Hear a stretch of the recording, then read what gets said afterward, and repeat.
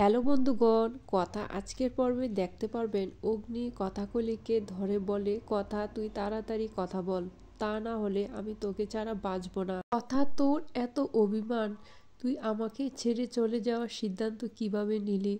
আমি যে তোকে ছাড়া বাঁচব না। অগ্নি বলে, আমি ছোটবেলায় আমার মাকে হারিয়েছি, যদিও মাকে ফিরিয়ে দিয়েছে, তাও মার স্মৃতিশক্তি সব হারিয়ে ফেলেছে। মার পুরনো কোনো কথা মনে নেই। তারপর তুমি আসলে আমার জীবনে, আমি তোমাকে হারাতে চাই না। এই দিকে অগ্নির ভাবি যখনই শুনল কথার গায়ে গুলি লেগেছে, সে বিশ্বাস করতে পারল না। সাথে সাথে প্রান্তিককে ফোন দিল। প্রান্তিককে কল দিয়ে জিজ্ঞেস করে, কি রে, তোকে না বলেছি অগ্নির গায়ে গুলি দেওয়ার জন্য? তুই কেন কথাকে গুলি দিলি?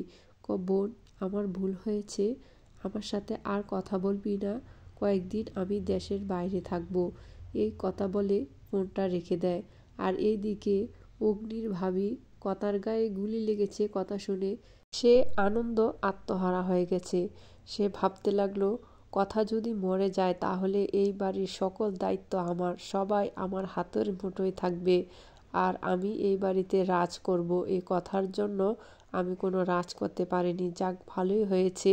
নিশানা যেই দিকে ছুটেছে অন্যদিকে। যাক, ভালোই হয়েছে, আমার পথের কাঁটা সরে যাচ্ছে। এখন আমাকে কনফার্ম হতে হবে কথা কি বেঁচে আছে না মরে গেছে।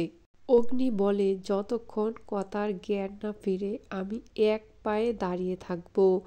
যখন আমি আসব তখন যেন কথাকলিকে আবার সাথে কথা বলতে দেখি। বন্ধুগণ, অগ্নি কি পারবে কথাকলিকে বাঁচাতে? অবশ্যই কমেন্টস করে জানাবেন।